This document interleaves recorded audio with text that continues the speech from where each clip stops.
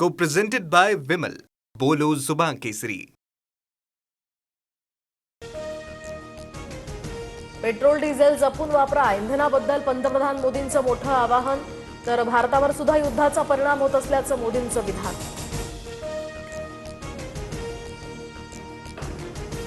वर्षभर सोनं खरेदी करू नका, इराण अमेरिका युद्ध आणि जागतिक आर्थिक संकटाच्या पार्श्वभूमीवर पंतप्रधान मोदींचं आवाहन. परकीय चलन वाढवण्याचंही ध्येय. वर्क फ्रॉम होम, ऑनलाईन मीटिंग्सवर भर द्या, मेट्रो प्रवास, इलेक्ट्रिक वाहनांचा वापर अधिक करा, मोदींचा जनतेला सल्ला. भारतीयांनी तेल खाणं कमी करावं, ही सुद्धा एक देशभक्तीच आहे, पंतप्रधान मोदींचं वक्तव्य. दरम्यान रासायनिक खतांऐवजी नैसर्गिक खतांचा वापर करण्याचाही सल्ला.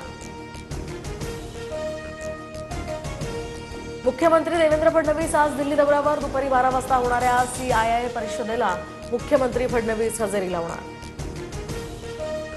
ठाकरेंच्या शिवसेनेच्या नेत्या सुषमा अंधारे हक्कभंग कारवाईला सामोरे जाणार. आज दुपारी 2 वाजता विधिमंडळात हक्कभंग कारवाई. याआधी प्रकृती अस्वास्थ्यामुळे अंधारेंची कारवाईला अनुपस्थिती. उर्वरित स्थानिक स्वराज्य संस्थांच्या निवडणुकांवर आज सुनावणीची शक्यता. बीड आणि जालना जिल्हा परिषदेसंदर्भात नवीन अर्ज दाखल, तर दोन्ही जिल्हा परिषदांमध्ये आरक्षण मर्यादा ओलांडली नसल्याचाही दावा. तुळजाभवानीच्या खजिन्यात 2 वर्षात 28 किलो 408 ग्रॅम सोन्याची भर. तिजोरीमध्ये आतापर्यंत 253 किलो सोनं तर 4,523 किलो चांदी असल्याची नोंद. दरम्यान एकूण सोन्याची किंमत अंदाजे 383 कोटींवर.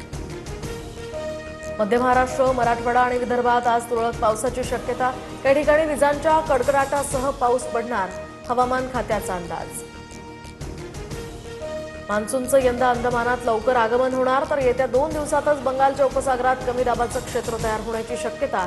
स्कायमेटचं मान्सून बद्दल सक्रियतेसंदर्भात हे भाकीत. बंगालचे मुख्यमंत्री शुभेंदू अधिकारी यांच्या PAच्या हत्येप्रकरणी 3घांना अटक. चंद्रनाथ रथ यांच्या हत्येप्रकरणी उत्तर प्रदेशातनं 3 शार्प शूटर्स अटकेत. 6 मेच्या रात्री रथ यांची हत्या. Co-presented by Vimal. बोलो जुबान केसरी.